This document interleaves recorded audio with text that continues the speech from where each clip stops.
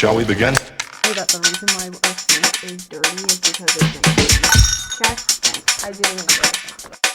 Let's begin now.